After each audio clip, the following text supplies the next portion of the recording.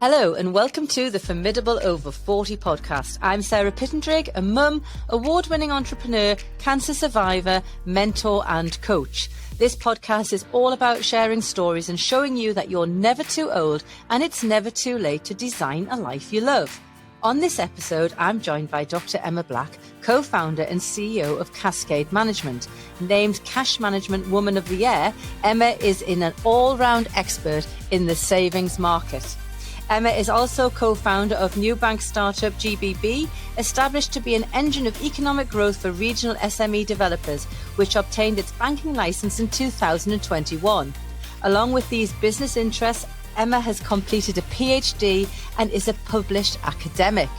With Cascade Management, Emma is on a mission to make savings simple and help people to reach their saving goals smarter and happier.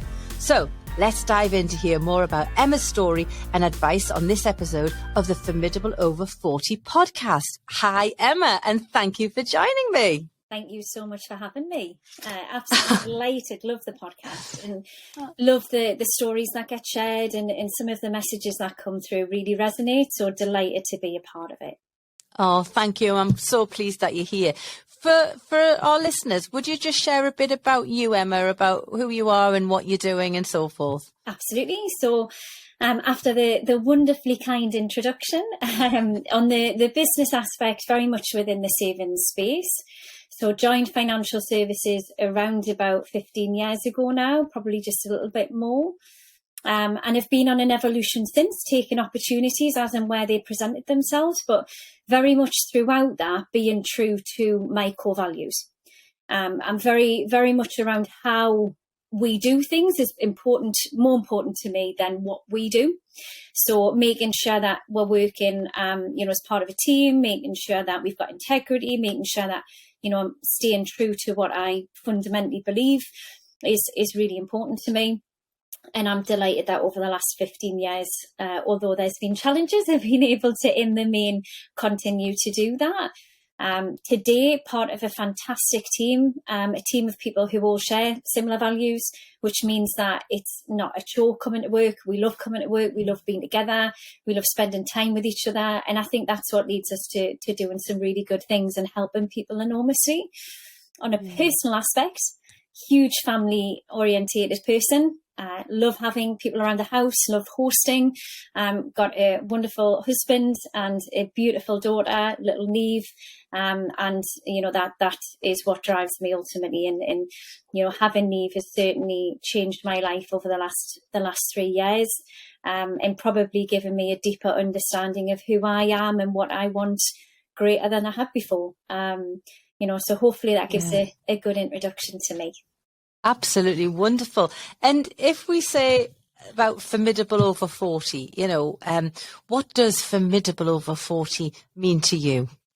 So I was thinking about this, and obviously it's quite a personal thing, because I looked at the definition of formidable, and looking at the definition, it said that it's inspiring fear or respect through being impressively large, powerful, intense, or capable.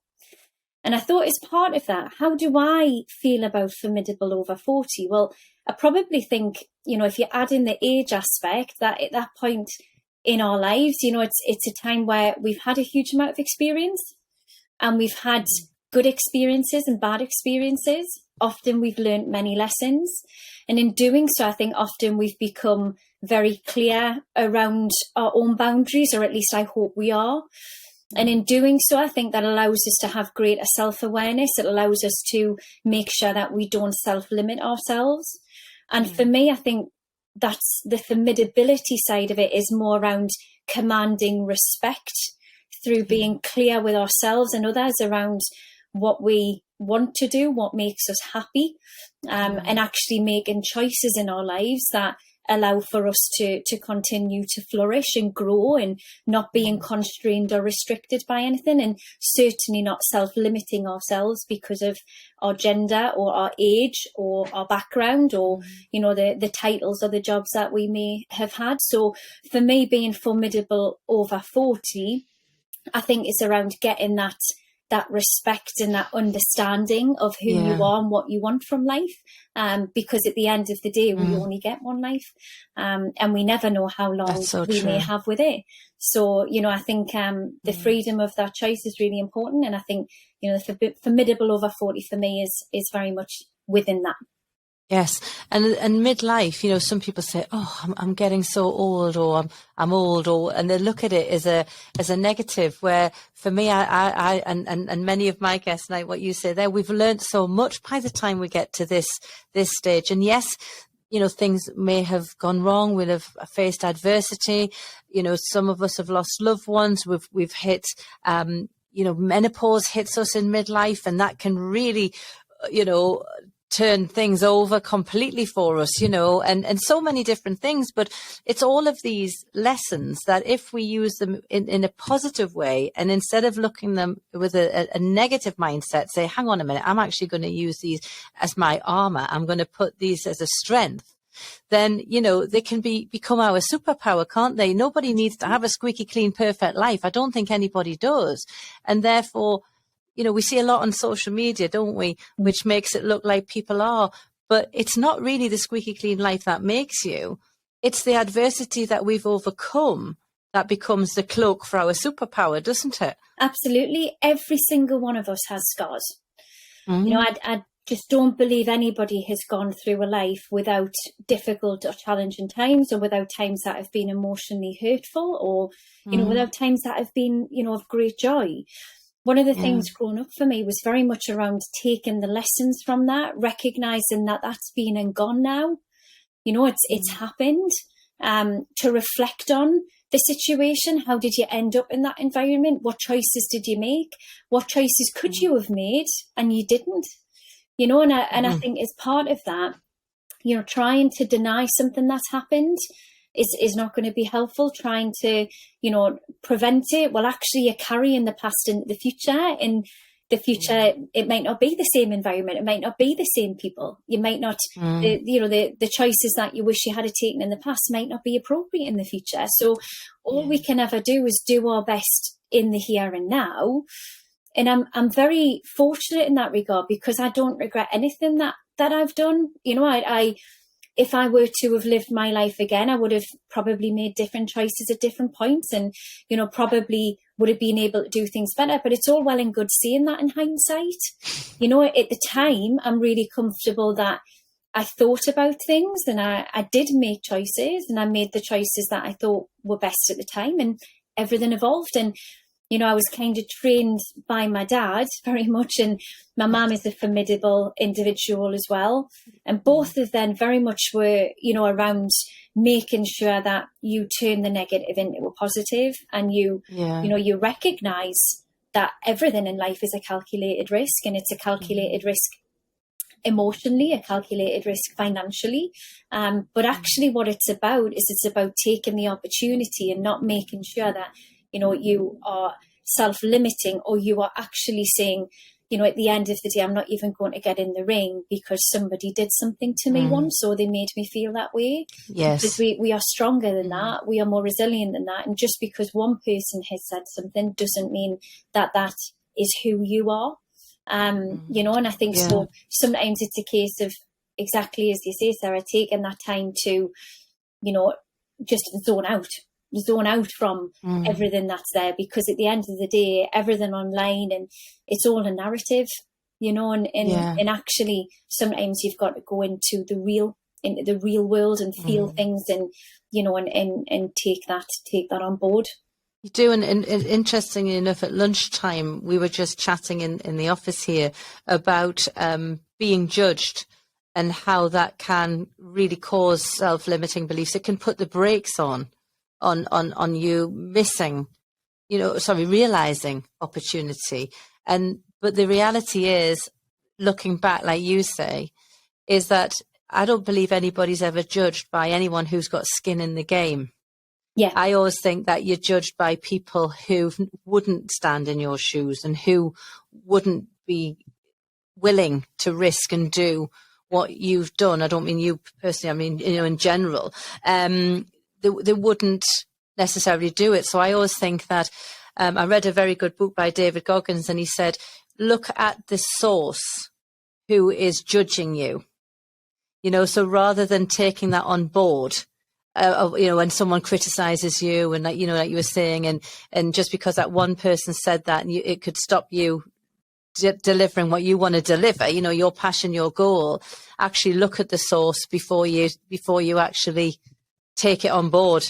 Do you know what I mean? Absolutely. And it's, just because somebody says something, we shouldn't stop somebody giving you advice or anything. But it's absolutely right, Sarah. They don't know your truth, and they don't know your perspective, and they don't know how the weight that you're carrying feels for you, So at the end of the day, it's very much take that on board. And my dad used to quote, and I think it's Stephen Covey, and he used to say that we judge others by their actions and we judge ourselves by our intent.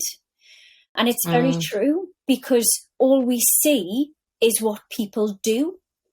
Yeah. But what we see of ourselves, we hear what's going on in our minds. We know what we feel in our hearts, so we know that intent. And as part of that, it's something that actually my dad used to always say, assume good intent. Yes. So if you assume that when somebody's giving you advice, or they're coming to you to talk about something or ask for your advice, assume that that's coming from a good place. And you'll often find that you'll then come at that advice or that comment in a completely different way.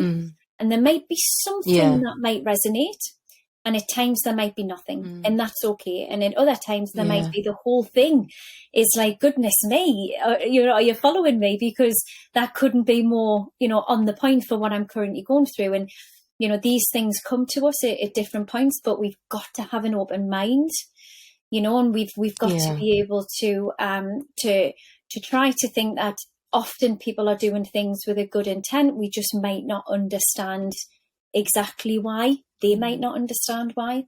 No. And those things that are really important.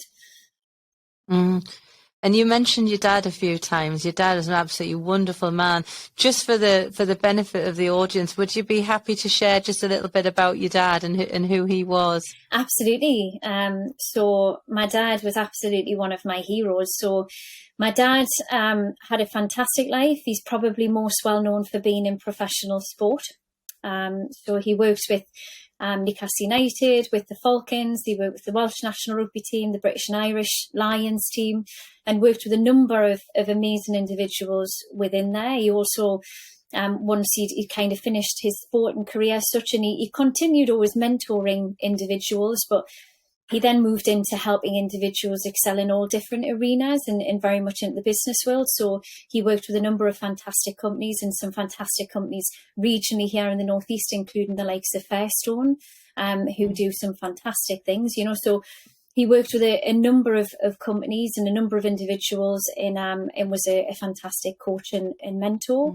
And for us, it was amazing for myself and my two brothers, because we grew up in an environment where we had individuals that were achieving, on the face of it, incredible things, and things that actually in the history books go down in terms of winning World Cups or whatever it might be. And what was really interesting is it was so influential as a child, because you were seeing and interacting with these people, and they were just normal.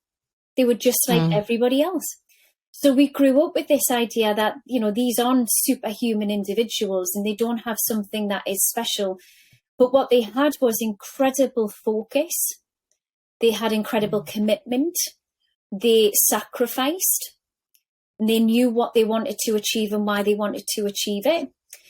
And at times they had to step outside of their comfort zone, or their success led them to stepping outside of their comfort zone, because they would achieve this goal that they might have been working for their whole lives. And then it would be, and now what comes next? Yes. So from a very young age for us, we had the influence of being able to say that we're all made of the same stuff.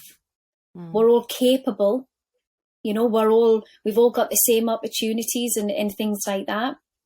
And of course that varies, and as you get older, you recognize that some people don't have as fortunate as a start as others, and what ways can we provide opportunities for people in that regards to be able to get access to things, because your whole life shouldn't be determined by where you're born or by what happens to you as a child. So things like that have been things that really resonate and we're passionate about. And then, of course, growing up, some of the lessons that we learned as people that, reached that goal and then thought about what comes next. Learning that at a very influential age, as teenagers and things like that, was really, really powerful. Because you kind of, when you came to those lessons yourself, you'd witnessed other people going through them, but also you'd kind of been given the ingredients around, you knew that, well, I can do something meaningful, and I can find out what it is that I want to do. But I've got to work hard. And actually it's not good enough to have an opportunity presented and not turn up on time, or, not actually take the opportunities that are there. That actually there's a responsibility that those opportunities have come to you, and you should think about how that could impact others in a positive way. So my dad was a remarkable individual, as is my mum, and will be forever grateful for them, and will probably end up now spending the rest of my life making sure that everything that my parents hold dear in terms of their values, we continue to live and breathe, and hopefully, our children in due course do the same. And ultimately that's what it's all about.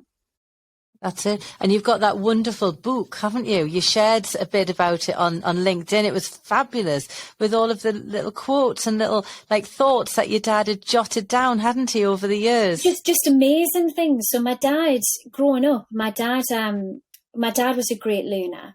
So my dad really valued learning. If there was an opportunity to pick up a book, he mightn't read every word and he mightn't read every page, but he would always take that opportunity. He was obsessed with books, obsessed with learning. And he always thought that education was, the kind of golden ticket to things, that the more that we learn and the more that we present ourselves with ideas and create opportunities, therefore, in doing so. And he could never understand why, if you can read, why somebody wouldn't read. It's a one that actually, you should take that opportunity and speak to others. And he was always people-based as well. But he also was a great writer. So growing up, I just always will remember my dad sat at the kitchen table wherever we lived, because we moved around a lot, and wherever we lived, he would be sat at the table with a pen and he would be writing. And when he passed, we were surprised. And actually, in hindsight, I don't know why, because, my entire life he did that, and when he passed, there isn't just one journal. Really, honestly, there's thousands of journals. Really? Thousands and thousands of journals. And you pick it up, and it is the most wonderful thing where you pick something up and it's a thought that he's been thinking, or he's read a book and he's liked a concept from it and he's wrote it down, or a quote, or an idea, or a joke, and he's wrote it all down. And also what he's done as well is he's also wrote things down that provide us with an incredible amount of love, even with him not being here now. And he's wrote down, he did a lot of wellness journals of what drove him and what matters most. And he said, without question, it was his children. And that is enormously, powerful and impactful for us as individuals to know we never once doubted that we came from a home that was full of love, and whatever choices we made, we would always have our mum and dad in our corner. And he wonderful. Very much was actively in our corner until the very last day. Yeah. Oh, that's absolutely wonderful. Absolutely wonderful. So that can lead us on to my next question, and it's about Emma. I think at 15 is such an impressionable age, isn't it? And it can really shape us as individuals, how our childhood and teenage years affected us. It can be very forming. What was 15-year-old Emma like? What were her hopes and aspirations, and what was she doing? So it's interesting because actually at the time of me being 15, and you're absolutely right, Sarah, it is a hugely impressionable age. At the time of being 15, one of the players that my dad worked closely with had just won the World Cup, and was basically in the aftermath of that, going through a time phase of, they'd spent their whole life working towards that goal. And then they were thinking about the what next.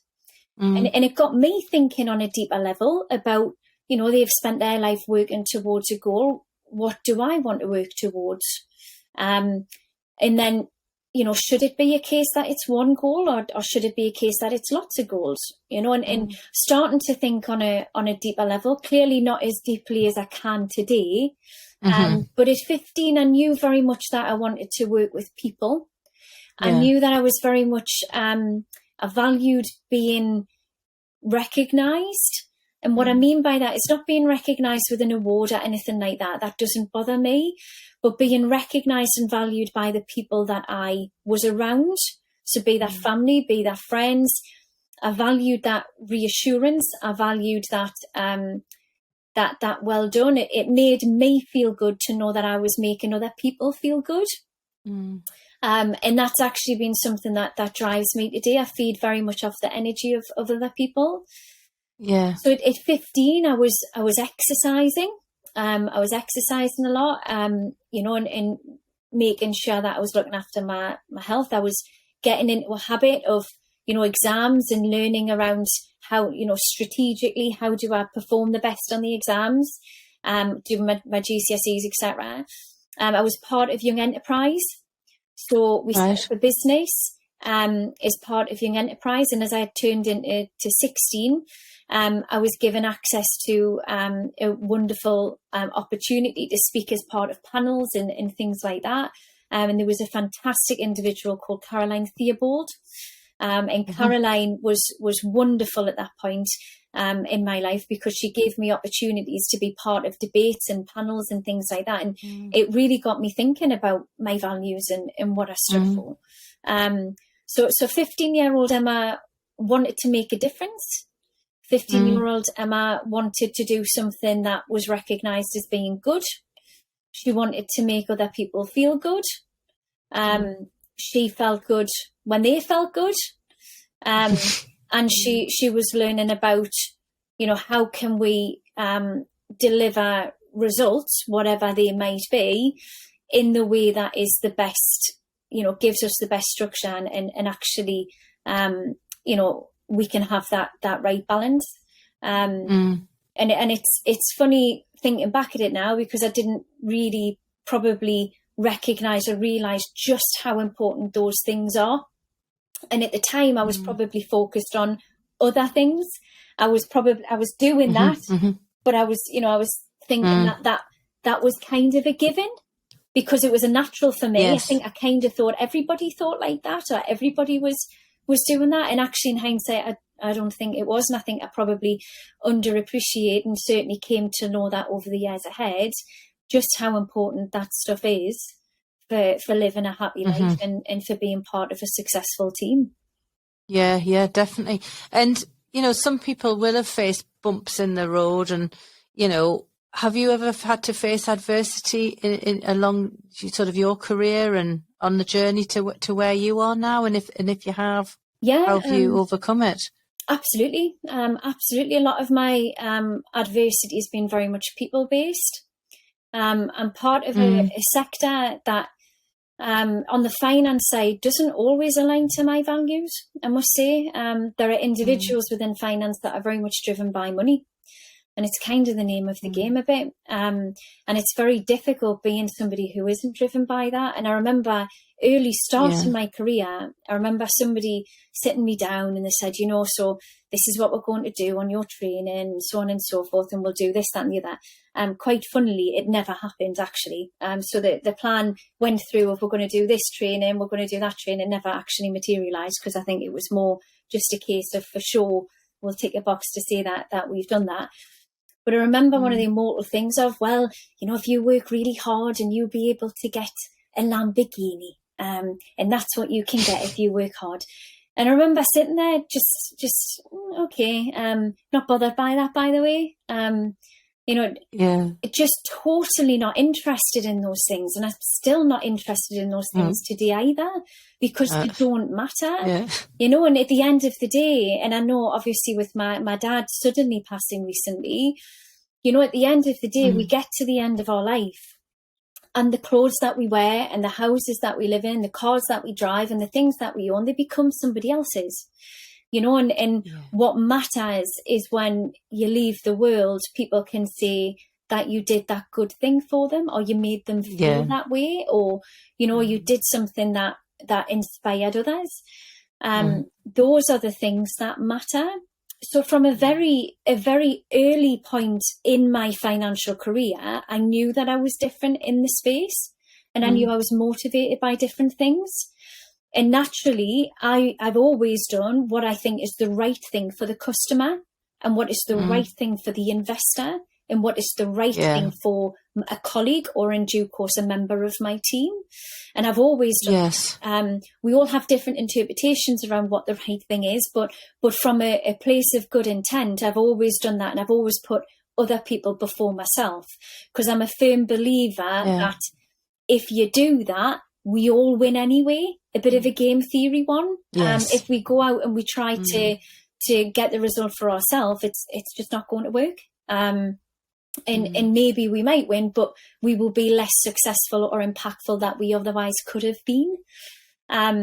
So naturally, in recognizing that from very earlier in my career, I never ever wanted to change who I was, ever. I always thought that was my differentiator, that was my strength. I always thought that it would be a game of patience, because it was a game of authenticity. And the sad fact, is that it's harder for somebody to put their lifelong earnings with somebody who's 20 than it is for somebody who's 45. It's, again, an unconscious bias people have. So I knew that I would have to prove myself, and I knew I would have to be part of that. But there was adversity, because there were people that I worked with, or there was people within the teams, and they just didn't share the same values. And there was times where I would try to find a way to make it work, where, okay, so you're coming at it from this way and I'm coming at it from that way, but ultimately can we end up getting, a good result? And then there was times that, honestly, it was just so difficult, because sometimes people can just be so single-minded, or just, and it was so alien to me, because obviously in my earlier career, it was very much an academic that then joined into industry. And it was so alien to me that you could have situations where people wouldn't listen, or they wouldn't be open, or you'd come up with an idea and they'd be defensive over it, or combative. And it's interesting, because I just don't get that. I don't, because, all of the things don't matter. So I even today, I find it interesting why people get so defensive over the things, and get so defensive over the things that don't matter. Because, at the end of the day, what really matters is working together and doing something that's good for the soul, that actually matters when we're not here. So definitely had adversity, very much people-based. And probably when my daughter was born, started to recognise that maybe I was part of my own problem, and that I wasn't making choices, because I was kind of feeling I didn't have a choice, but I did have a choice. And when my daughter was born, what I very much recognised is, at the end of the day, if I'm not with her, there has to be a reason for that, because I love her enormously, and she matters so much to me, that it was one that actually I need to be, I need to understand that being away from her at any point has to be for a greater purpose. And actually I've got to be fairly rewarded for that as well. And things like that, because, over time you recognise that actually some of that adversity you probably just took as being a given, and you were just going to have to endure it. And then it's the older you get, the more you realise actually no, because you've always got a choice, and yes. have the confidence to make that choice, because at the end of the day we've got to choose environments, and we've got to choose to be parts of teams that bring out the best in us, and teams that allow us to make our greatest contribution to society for however long we're here. And teams is the way forward now. I mean, goodness me, the way of the world and everything we've gone through. I mean, supporting each other, collaborating with each other. I mean, it's got to be the way to go, hasn't it, to be successful? There's so much power in collaboration, isn't there? I think so. I just can't see anywhere where people can really do something on their own. And I do always question why people want to do it on their own. I really encourage, people that seem to want to go out there and not collaborate with others or have a help with others, or they want to take all the glory from something. I always try to say, why? What is it? What is it that's making you do that? Because it's a self-limiting belief, Emma. Yeah. That could be a self-limiting belief and a lack of confidence, as if they've got to prove their worth. Which is actually not really a positive, is it? Do you know what I mean? It's like that's actually, if you flip that mindset, to me, that would scream more someone who's feeling insecure. Would you agree with that? I would. It's almost, and I see it as almost a cry for help. But what's really interesting is that people don't necessarily always have that self-awareness. So they don't always have that self-awareness to be able to say, what drives me? Why am I feeling this way? And, where's the environment that I perform at my best? Where do I feel at my best? What time of day do I have my best energy? And, all those different types of things, people seem to sometimes just not necessarily think about it and form habits, and those habits in turn form their beliefs and feed through into their actions, I think actually just taking that step back to really understand what you're about, what your triggers are, how you're motivated, and what you want out of life, because we, as I mentioned before there, we only get one life. So what is it that you want out of life? And, sometimes people don't know, and that's okay, but then don't worry about tomorrow. Don't dwell on the past. Just enjoy the moments, and I would always say, because unless people are mega fortunate, we've got to live our lives in a way that we've got to be earning, and we've got to be part of something. So even if you don't exactly know where you're going to end up, just be aware of your personal brand, and be aware around, if people mention your name, what you want them to be thinking and what you want them to be feeling about that, and make choices that can encourage you to get that further clarity. That's it. And if you are stuck, it's about not being afraid to be vulnerable, and there's no problem with speaking up and finding like-minded people who you can confide in and support, because there's nothing worse than feeling stuck and not knowing where you can go or what you can do, because like you say, we only do have this one life, and bloomin' heck does it go quickly. It does. So if you're feeling stuck or at the midlife crossroads and you don't know where to go, and there's only so much time to stay stuck though, because you want to get out of it, because it can be a very dark and frustrating place. What would you say to someone though who was feeling stuck but ready to take the leap but just didn't quite know how? What would you suggest to them? Well, my go-to is to speak to people. So my go-to is to find other people. And even today, for me, I still get reassurance from others. So often I know kind of what I think is the right course of action.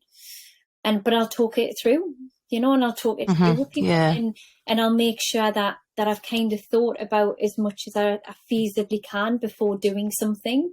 And that gives me reassurance. It also opens my eyes a bit as well. And there's usually something that I might not have considered. Or what's really interesting when I talk to other people as well in times like that is sometimes they can ask you questions and they don't even necessarily realize they're doing it. It's just a natural for them, but they ask you a question that unlocks that little nugget of opportunity that you think, that's it. That's what's stopping me, or that's what I'm I'm nervous about, or that's what I'm scared of, Yeah. you know, and actually that once you've got that clarity, you can then knowingly embrace taking that next step.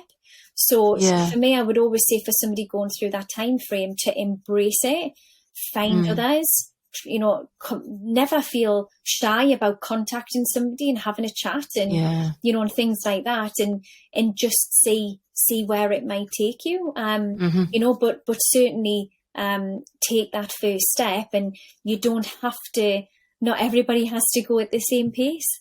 No, you know, that's right. Take that first step, you can take little baby steps, you know, and what do they mean to you? Other people will take great strides forwards, and that's okay. That's great for them, you know, but live your own journey at your own pace, at your own life. And, you know, and for me, I'm very people orientated. So I would always say, I don't think there's anything that any one of us have ever felt, you know, or done or whatever that somebody else hasn't at some point, you know. So the more that you vocalize it, the more that you speak to others, it helps you to truly identify the emotion that you're feeling. Also, it allows for you to actually be able then to get the confidence, you know, that others have done that and they've been okay. And, you know, and I can do this, and I want to do this. Yes, the want is important, isn't it? You know, there might be many people aspiring to work in the finance industry who could be listening to this. You know, young women who could be listening, maybe with their mums, Formidable Over 40, who knows?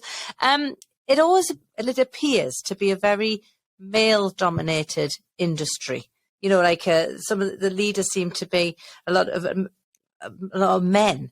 And you've cracked through as a leader, a very strong woman business leader in this industry. How hard was it for you to break through into this industry? And what advice maybe could you give to other women looking to come into the financial sector? Absolutely. So definitely you're right. There's definitely an overpopulation of males as opposed to females in this space. I think there's lots of reasons for that. And I've been part of different panels around why that could exist. And some of the reasons are the opportunities that get presented to people. Because there's no reason whatsoever why there shouldn't be more females within finance, particularly in client-facing roles as well. Because actually, you know, it's really interesting that I do think females have natural strengths in some areas around empathy and compassion, and can understand, can understand things, and often, not all the time, but often will tend to be, you know, good communicators as well, and able to articulate their emotions.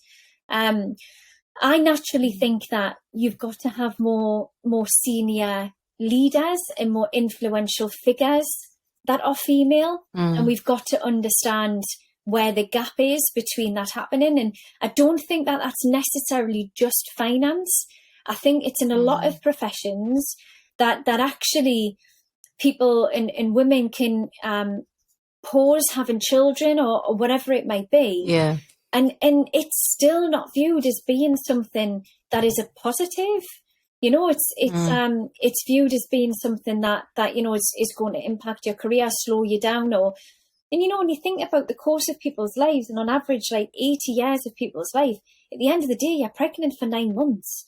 You know, and the baby's only a newborn for a year. You know, so in the grand space of things, and the vast majority of people aren't fortunate enough to just be taking the time off, you know, and not doing anything. A lot of people are juggling, you know, and working professionally and managing a family. And I think we've just got to get better around that. We've got to get better on providing opportunities to professional working mothers and women, and but also we've got to get better around, you know, recognising that it's a choice for a woman, not to necessarily just say that she's going to have a family either. And there's been a lot of my friends who have been within sectors and different industries whereby, you know, that it's been kind of preconceived that they are going to go off and have a family. Actually, they've been prevented from opportunities just in case they did, you know, and that's dreadful as well. But, you know, I think within the financial services industry, the last 10 years, certainly the last 15, but definitely the last 10 years, it's been on a big a big change within the space. And we're still seeing that coming through. And I would say the last 3 years in particular, we're feeling an even bigger space and a bigger change. Because what we've seen is that it used to be very much a kind of Milton Friedman's profit is everything and profit is king type world. And actually what people are recognizing now is that values are really important and purpose is really important. And actually a part of a community. And is it appropriate for your company to be, making record levels of profit when people can't keep their homes, and things like that? And that corporate social responsibility debate is into the ESG debate now, and it's clearly defined in terms of the areas that you can make those contributions. And that is certainly coming through in finance. And you are seeing that investors are demanding that. Investors are bringing their values to the workplace. They're bringing, their values to their investments. They want to make investments that are going to have a positive impact. So we are seeing slowly those wheels of change coming through, and that's a wonderful thing to be seeing. And you're also seeing structural changes around, it's not okay for behaviours to be short-termist. It's not okay for people to be motivated and remunerated for risk-taking activity. Actually what you should be motivated by is you should be motivated by doing the right thing for the people who are putting you as custodian of their hard-earned money. So actually it's a really exciting time to join the industry now. I think that there are more opportunities for women. I certainly have to say the last 5 years I've increasingly had less conversations around, you can get the Lamborghini. And I've certainly had way more conversations around, making a meaningful impact.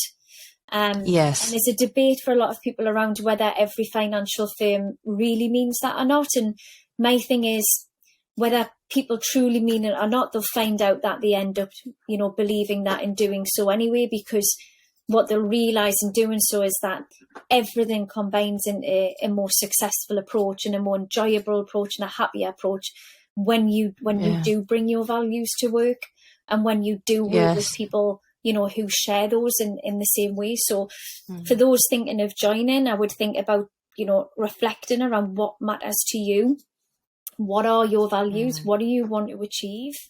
And then try and work for a company and work within a team that shares those values and be brave. Aligned with you. Absolutely. And be brave to make a decision to change that environment or to change those teams if you start to get that good feeling that I might have got that wrong. They might be one of the firms that actually don't really believe this and I do.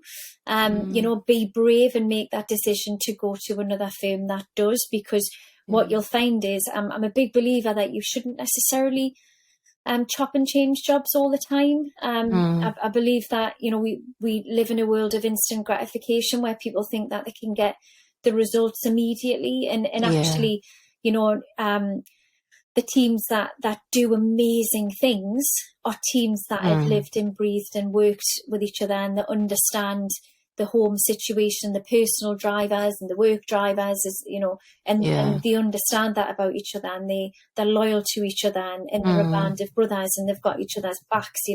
Those are the types of things that you want to be part of. So you've got to find people and find a team that align with what you're about, in whatever sector that is. And within finance, it's no different. You've then got to dedicate yourself to being the very best version of you that you can be. Yeah.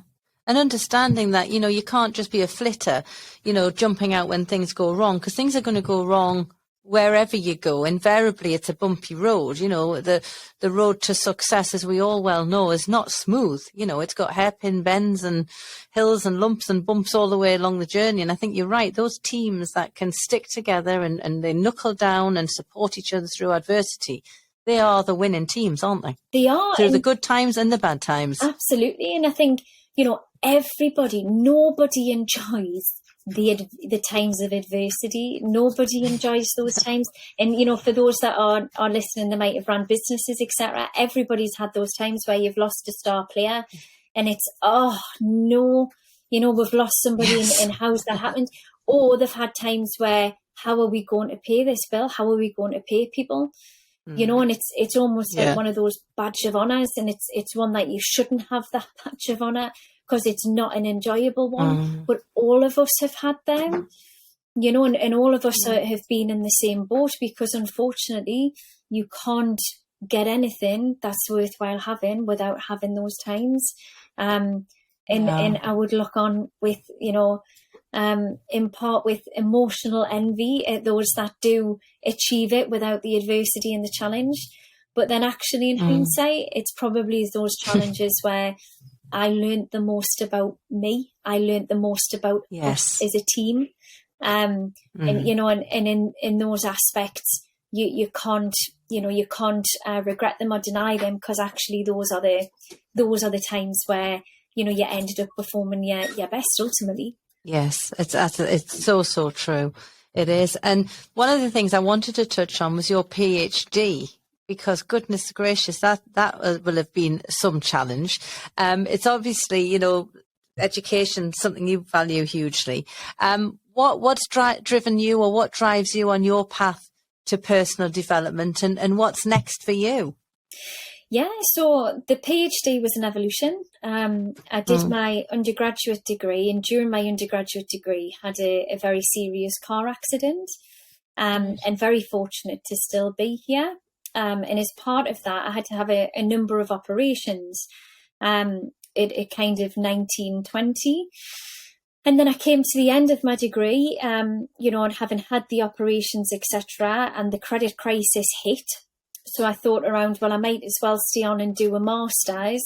I didn't exactly know what I wanted to do yet.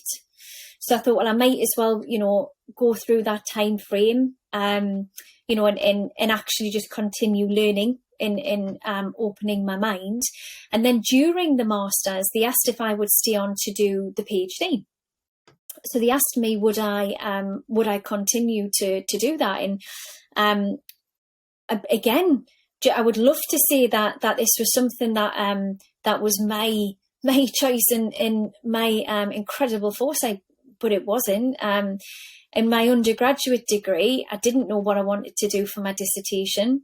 And a friend of mine, who's a fantastic lawyer, she had thought about doing a topic. She had two topics. One of them was what she ended up doing, very economic based, and the other one was around psychology. And she wanted to look at why some acquisitions are successful and some aren't.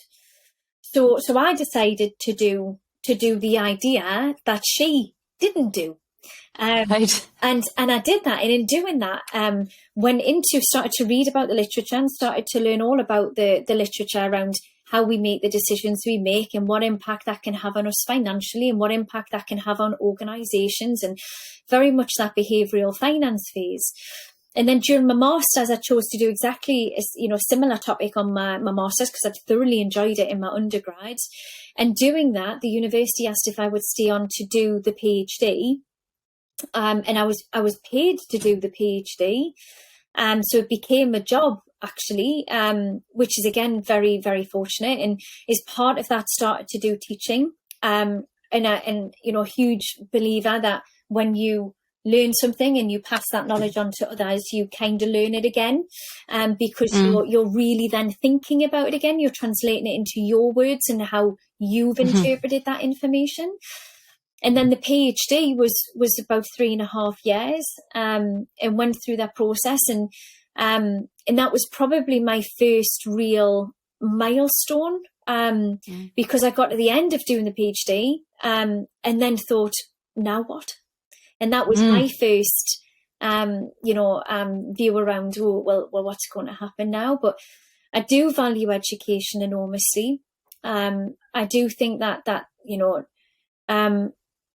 if we spent our entire lives reading, we still wouldn't have absorbed and read everything that there is to learn. I very much enjoy reading about people, and I enjoy reading about, stories and, times of great triumph and how people have got there, and times, of resilience and how they've got through. And I do see everything that I did in the PhD, I do see within industry. I see those biases. I see people being anchored by experiences that they've had. And I see all of that. And it's without question that that's going to have an impact on our results. And naturally over the years, and this wasn't a focus within the PhD, but over the years I've realised just what impact that can have on our wellness. And that's a really interesting thing that comes. But even since finishing the PhD, I make sure that I try to, speak to others, learn from others. We've got an active training program within Cascade whereby, we get great speakers from our networks to come in and just share something that they're passionate about, and tell us about something that you think is amazing. And, what's the one thing that you think we should do as a result of that chat, or things like that, and turning that into action. And I think it allows me to keep my mind open that that just because you can only see one way today of doing it, actually there might be other ways. And if you keep reading, if you keep talking to others, at some point the actual solution that's actually going to help you break through is going to appear. And it's going to be so simple, and it's going to feel so natural, and it's going to be one of those things that you're in the shower and it suddenly comes in your head, or you wake up and you think, the light bulb moment. The light bulb comes in, and you think, why couldn't I have just thought about that 5 years ago, 10 years ago? But it does come, and I think that comes for me. I think that comes through from learning, because everything you read, everything you hear, everybody you speak to, you might not recognise it, but it goes into that mind. And your mind is an incredibly powerful thing, and none of us know, the true way that it manages to work, but it seems to combine all those different elements together, and you just go, light bulb, that's it. That's what we should be doing. So it all just comes together, doesn't it? It does. And I think that's why people think it's luck and it's things like that. But actually, it's a result of every person you've spoken to, every book you've read, and and every walk you've taken to clear your mind.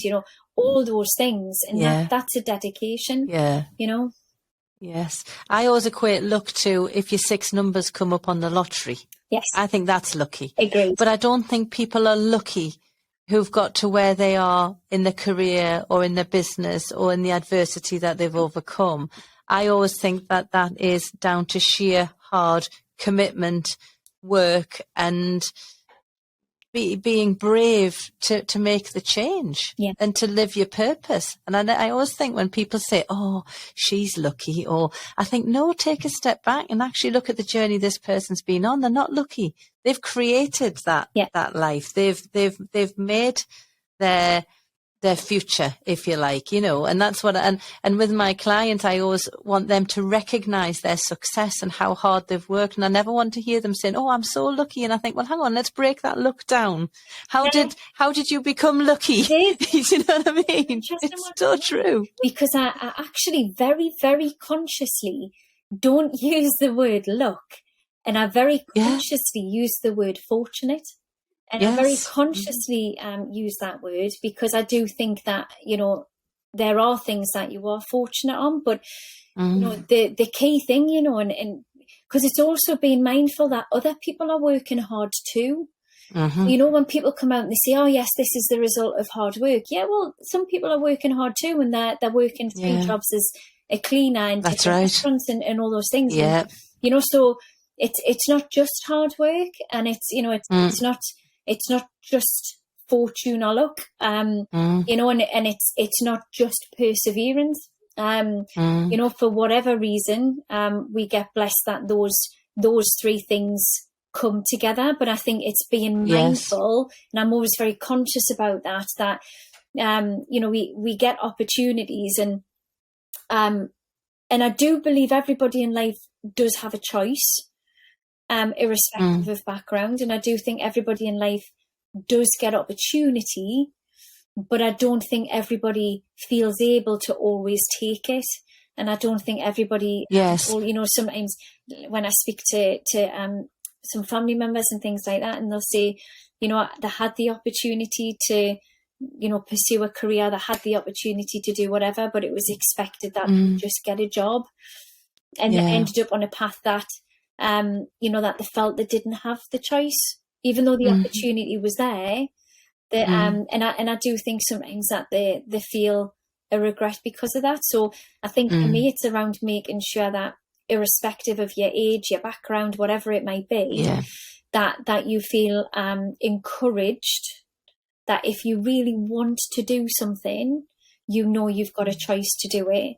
And how wonderful it is. And certainly we've benefited from this, from people who've been where you've been.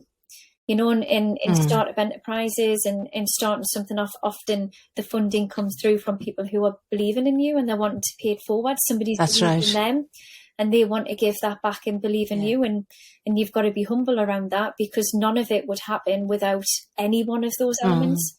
You can be, I've got a great idea and I'm working really hard, but if you don't have the money in order to do it, it doesn't matter how fantastic it is, because at some point you're not profitable. At some point you become profitable. So it's a community. We live in life as a community, and we live in life as alongside others, and we should be there for each other, and we should recognise that, that if that matters to us and we value that, we should be proactively making time to go out and to do that and mentor people, coach people, invest in people. And go and give people the opportunity. And we're doing a thing at Christmas for deprived and disadvantaged children, to give them an opportunity for free to meet Santa, and to have a free gift, etc. Because as a team, we just said it breaks our heart to think that people can't afford in a cost of living crisis to pay for the events that you kind of take for granted for your own children, so that you can you can have that impact. That's what matters over life. It really is. And that's why this podcast is so important, because, I've got wonderful guests like you coming on and sharing your story and sharing your experiences. And hopefully anybody who's listening, who might be feeling stuck or need that inspiration to know that, look, here are people who are demonstrating that it is absolutely possible. And this is it. And it's to listen to podcasts and surround yourself with the right people and good people who are going to get behind you and champion you. I think being with the right people and being influenced by the right people is so important, isn't it? It is. And people who genuinely care about you. Yeah. And again, I've got an enormous amount of people who do genuinely care about me. And obviously I care about them as well, my dad, one of the things my dad's left us with is an army of people, who want to be there for us. And that's, just wonderful, and immensely grateful for that, because we all have those times of adversity and challenge, and the key thing, I believe, it's other people that get you through. Yeah, it's so true. And sadly, our interview is going to be coming to an end soon, and it's been an absolute joy, as I just knew it would be, Emma, chatting to you. Oh, you're just so positive. You've just got so much wisdom to share. It's wonderful chatting to you. It really is. Thank you. For anybody who might be listening, and there may be many, because of the midlife crossroads, we hear about it all the time, and someone might just be sat there thinking, I really want to change my life. I just don't know what to do. I am so stuck. If you had to pay forward one bit of advice, what would you say to them to do? I would ask them to work out what they value, and I would ask them to work out what they value, because if you value being part of a team, if you value kindness, if you value, the being part of a community and, team rewards rather than personal rewards, once you understand what you value, and, in turn, that's also what makes you happy, then you can choose the right environment for you, and you can set boundaries that protect those values for you. Because if you value being part of a team, then maybe you shouldn't be working, remotely as a one-man band type thing. And also, if you value, people doing what they say they are going to do, then you should do that too. And you should set a boundary that when you're working with people that don't do that, that you shouldn't work with them. You know, so if you understand what it is that you value, and just take some time to think about when you felt brilliant, when you felt great, when you felt energized, when you felt you had the biggest smile on your face, what was the root cause of that? You know, was it another person? Was it, you know, because of something that you read or you watched, or being part of a particular team, or whatever it might be? What was the root cause that led to your happiness, and what therefore do you value as a result of that? And then choose people and environments that allow for those values to come out. Because at the end of the day, there's lots of cultures, there's lots of teams, there's lots of people, there's lots of organisations. There is not one way that fits all. All of us do things in a slightly different way. You know, and our definition of the right thing can be different, so we can be doing the right thing, but what we each decide and define as being the right thing can be different. So I would say to somebody in that situation, find out what your values are, and choose environments that work on that, and work really hard to set boundaries in place, that protect those values and protect your own happiness, and just keep getting better day by day. Just keep doing your bit, and keep taking one step forward. And that's all you've got to do. Yeah, that's absolutely wonderful, wonderful advice, Emma. Thank you so much for joining us. For anyone who's listening and they want to know more about you and Cascade Cash Management, where can they find you on social media? So LinkedIn is naturally the best one. So we're on LinkedIn, and also you can contact us on our website as well. So we'd be delighted to chat to people as well in due course, and hopefully this has been useful and lights a candle for somebody else. And thank you so much, Sarah, for the opportunity. It's been marvellous having a chat with you. Oh, it's been absolutely lovely, Emma. It's been absolutely wonderful, and thank you so much for taking the time to join me today. So thank you for listening to the Formidable Over 40 podcast. Thank you so much to the brilliant Emma for joining us and sharing her advice. You can find more information about the things we've discussed on this episode in the show notes. Make sure you subscribe to the podcast so you don't miss out on the future episodes, and please do share this podcast with anyone you think will enjoy it or needs it.